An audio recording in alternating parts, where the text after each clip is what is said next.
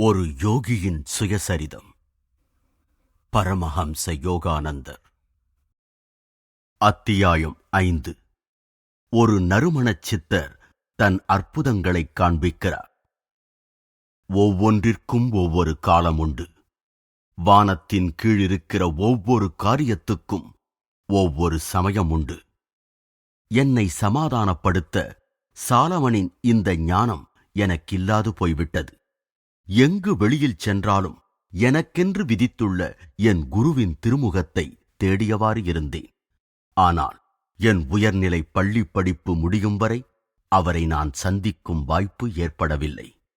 அமருடன் நான் இமயமலைச் சாரலுக்கு ஓடிச் சென்று 2 ஆண்டுகள் கழிந்த பின்பே என் குரு ஸ்ரீ யுக்தேஸ்வர் என் வாழ்வில் அடியெடுத்து வைக்கும் மகத்தான நாள் வந்தது. இதற்கிடையில் நான் பல மகான்களை சந்தித்தேன்.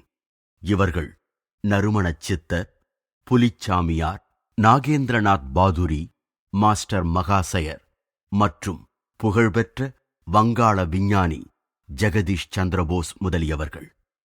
நறுமணச் சித்தரை சந்திப்பதற்கு முன் இருவகைப்பட்ட அனுபவங்களைப் பெற்றேன். ஒன்று இணக்கமானது, மற்றொன்று வேடிக்கையானது. கடவுள் எளிமையானவர், மற்றவையெல்லாம் சிக்கலானவை.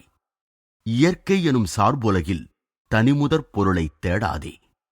ஒரு கோயிலிலுள்ள காளியின் சிலைக்கு முன்னால் மௌனமாக நின்று கொண்டிருந்த பொழுது இந்த தத்துவ முடிவுகள் மிருதுவாக என் செவிகளில் விழுந்தன.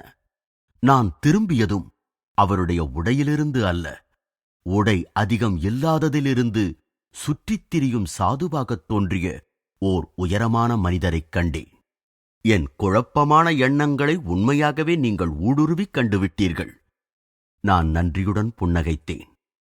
காளியைப் போல மென்மையும் வன்மையும் கலந்திருக்கும் இயற்கையின் குழப்ப நிலை என்னை விட அதிக ஞானம் படைத்தவர்களை குழம்பச் செய்திருக்கிறது.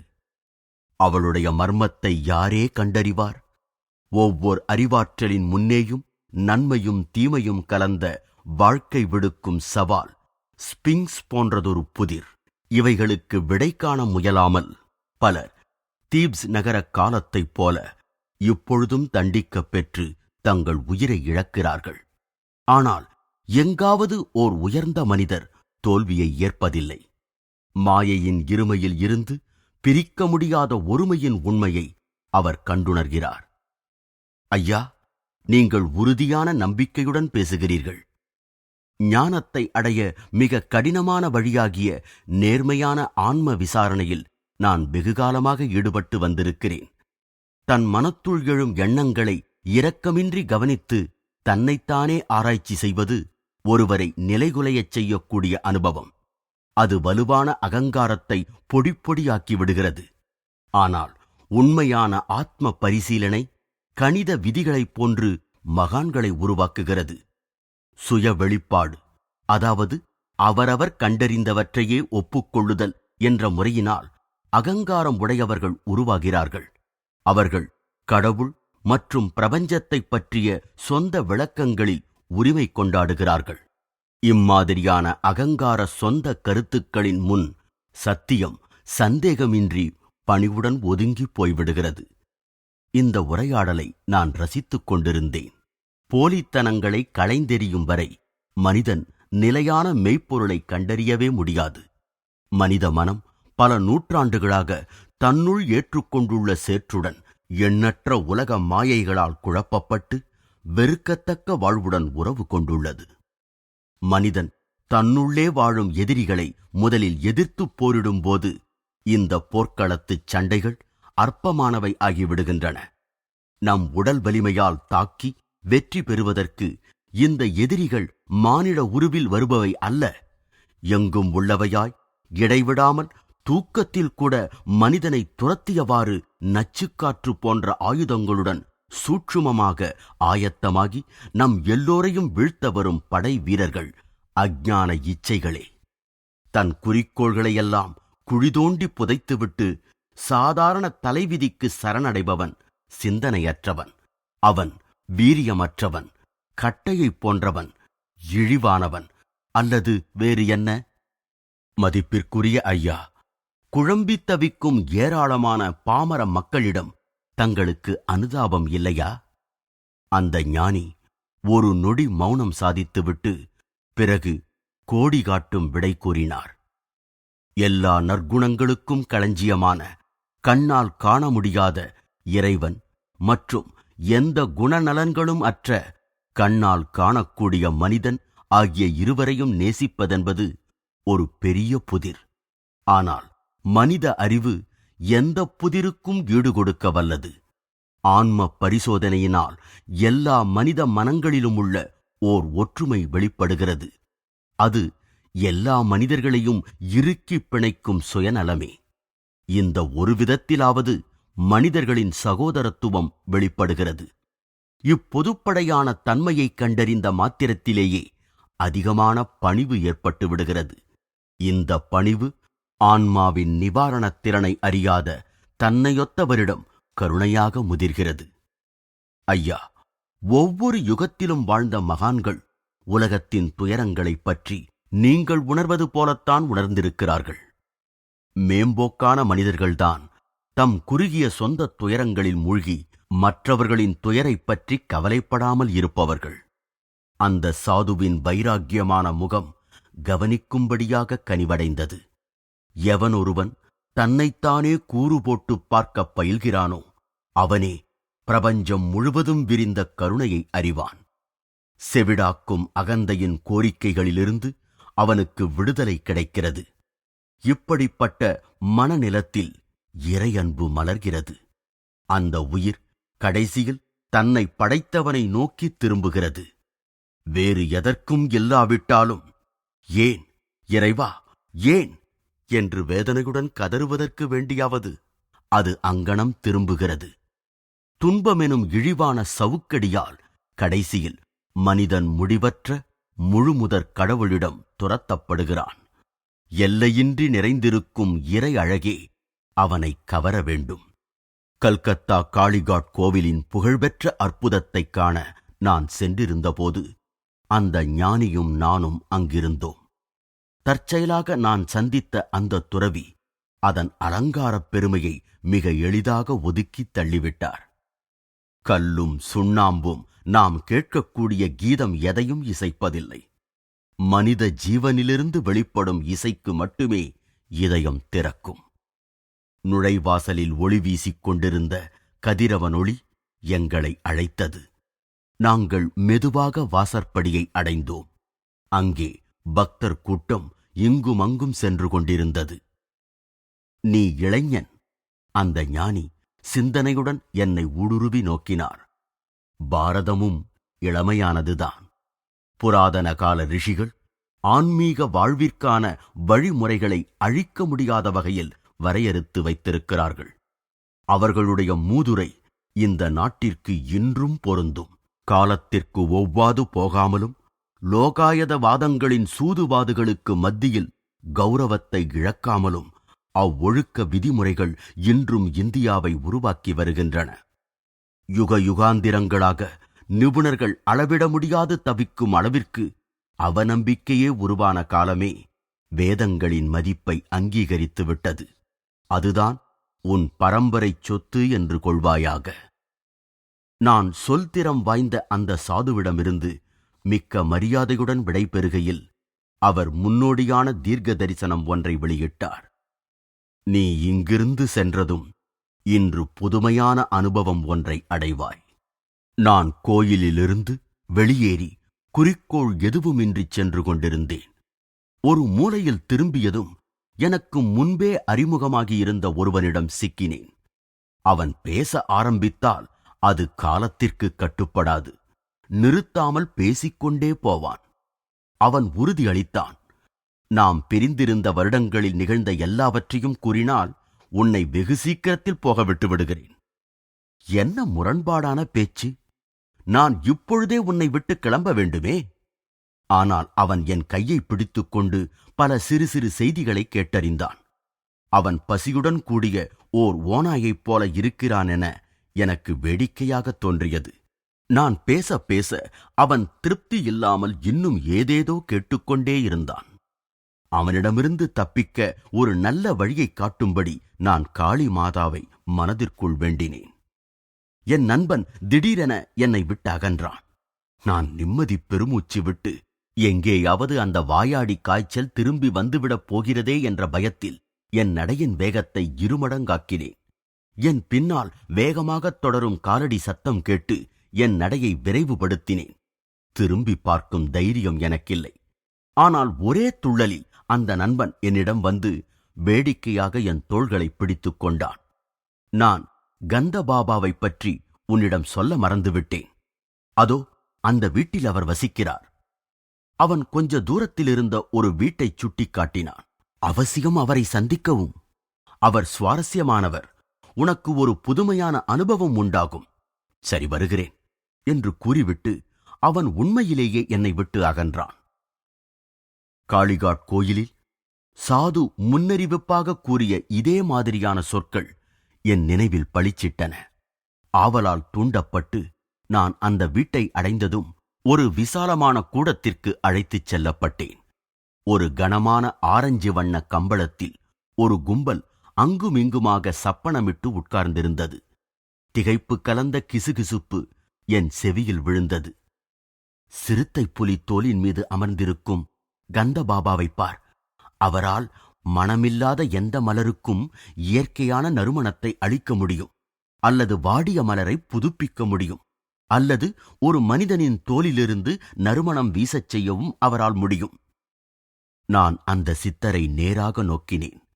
அவரது பார்வை உடனடியாக என் பார்வையில் நிலைத்தது. அவர் பருமனாகவும் தாடியுடனும் கருத்த உடலும் ஒளி வீசும் பெரிய கண்களும் கொண்டு விளங்கினார். மகனே, உன்னை கண்டதில் எனக்கு மெத்த மகிழ்ச்சி. உனக்கு என்ன வேண்டுமென்று கூறு. உனக்கு ஏதாவது வாசனைப் பொருள் வேண்டுமா? எதற்காக? அவருடைய பேச்சு எனக்கு சிறுபிள்ளைத்தனமாக தோன்றியது. அதிசயமான முறையில் நறுமணத்தை அனுபவிப்பதற்கு. நறுமணத்தை உண்டாக்குவதற்கு கடவுளை ஏவுவதா? அதனால் என்ன? எப்படியும் இறைவன் வாசனைகளை படைக்கத்தானே செய்கிறான். ஆம், ஆனால் மென்மையான புது மலர்களை படைத்து பயன்பட்ட பின் களைந்து எறிவதுதான் இறைவனின் நோக்கம்.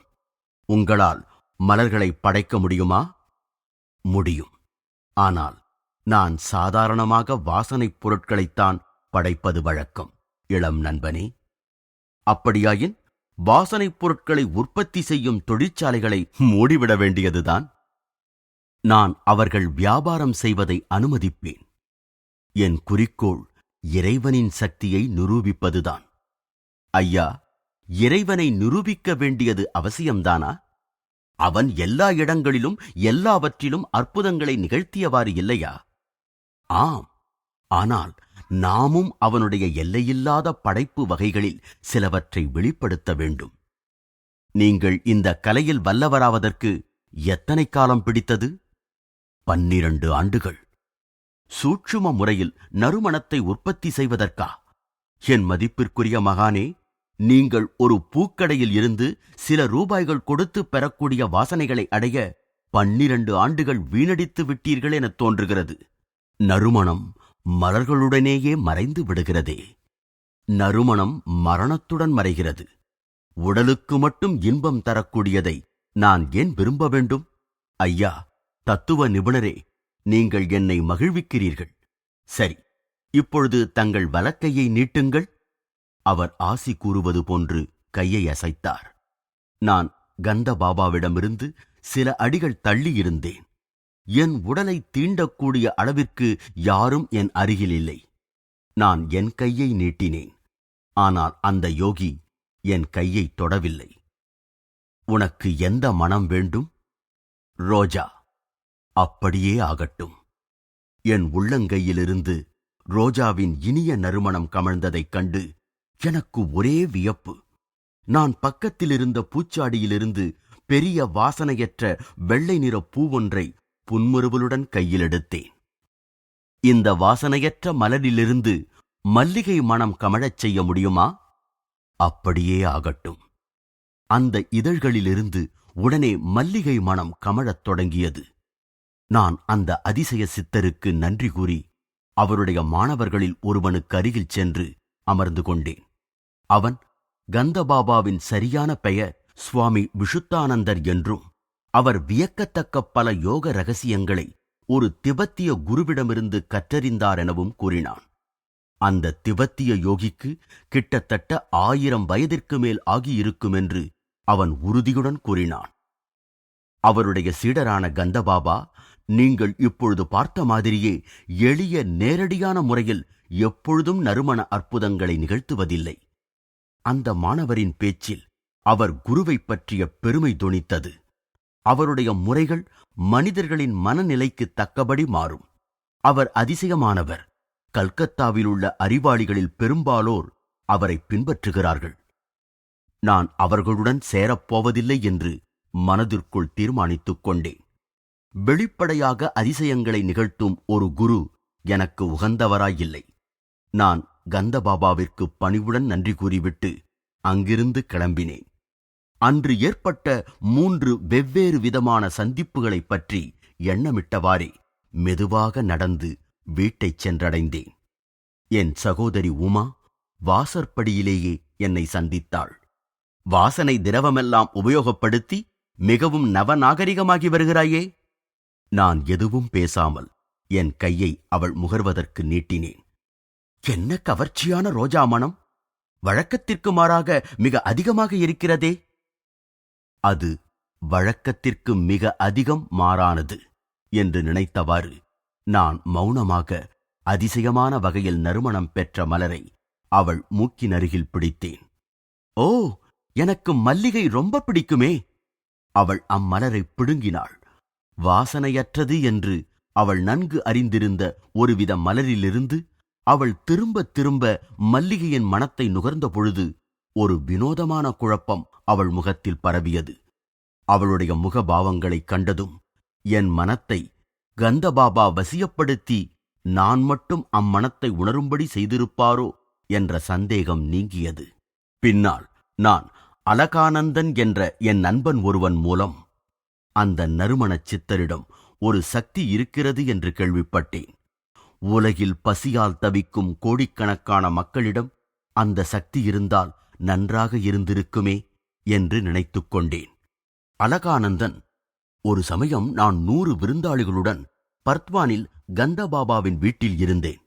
அது ஒரு பெரிய விழா சமயம். அந்த யோகி வெறும் காற்றிலிருந்து பொருட்களை வரவழைக்கும் திறனில் புகழ் பெற்றிருந்ததால் நான் சிரித்தபடி அவரிடம் அப்பருவத்தில் கிடைக்காததொரு ஆரஞ்சு பழவகையை வரவழைக்கும்படி கேட்டுக்கொண்டேன். அக்கணமே எல்லா வாழை இலைகளிலும் பரிமாறப்பட்டிருந்த பூரிகள் உப்பிவிட்டன. ஒவ்வொரு பூரிக்குள்ளும் உரிக்கப்பட்ட ஆரஞ்சு இருந்தது. நான் சற்று தயக்கத்துடன் என் பழத்தை சுவைத்தேன். ஆனால் அது மிக அருமையான சுவையுடன் இருந்ததைக் கண்டேன் என்று கூறினான்.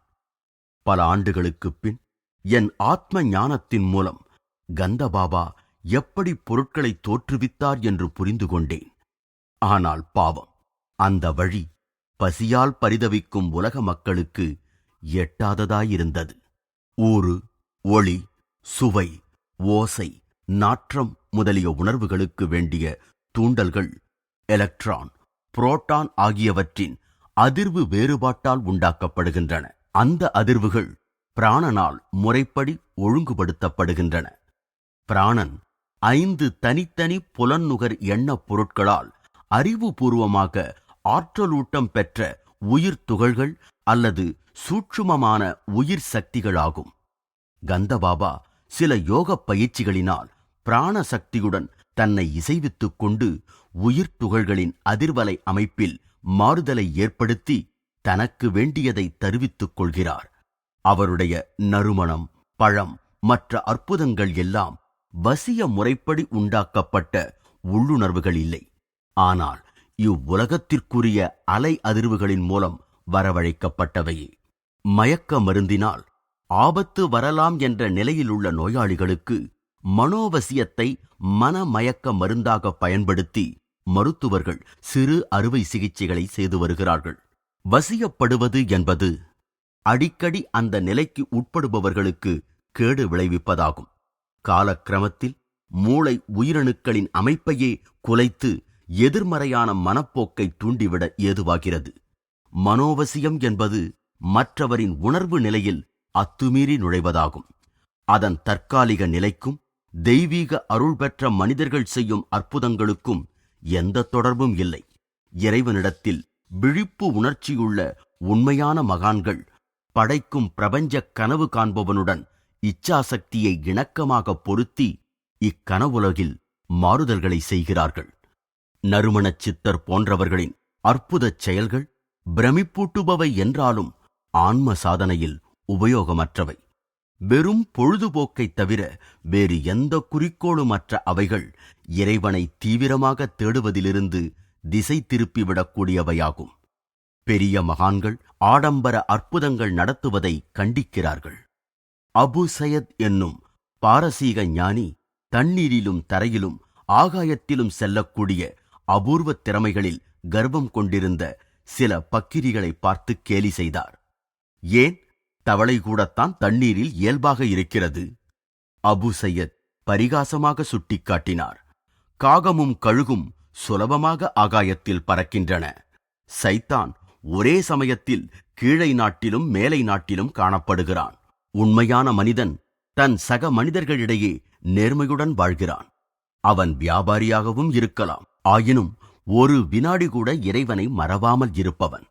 மற்றொரு சமயத்தில் அந்த பாரசீக பெருந்தகை மத வாழ்க்கையைப் பற்றிய தன் கருத்தை பின்வருமாறு கூறுகிறார். உன் தலையில் உள்ளதை ஒதுக்கி தள்ளிவிட்டு உன் கையில் உள்ளதை தாராளமாக அள்ளிக் கொடுக்க வேண்டும். துன்பங்களைக் கண்டு ஒருபோதும் கலங்கக்கூடாது. காளிகாட் கோயிலில் கண்ட பாரபட்சமற்ற ஞானியோ அல்லது திபத்தில் பயிற்சி பெற்ற யோகியோ குருவை அடைய வேண்டுமென்ற என் ஏக்கத்தை தணிக்கவில்லை. என் இதயத்திற்கு இனங்கண்டு கொள்ள பயிற்றுனர் எவரும் தேவைப்படவில்லை. மிக அபூர்வமாகவே மௌனத்திலிருந்து எழுப்பப்படும் அது ஆகா என்று உடனே கூவியது. கடைசியாக நான் என் குருதேவரை சந்தித்த பொழுது மேன்மையான உதாரணத்தினால் மட்டுமே அவர் ஓர் உண்மையான மனிதனின் தன்மையை எனக்கு உணர்த்தினார்.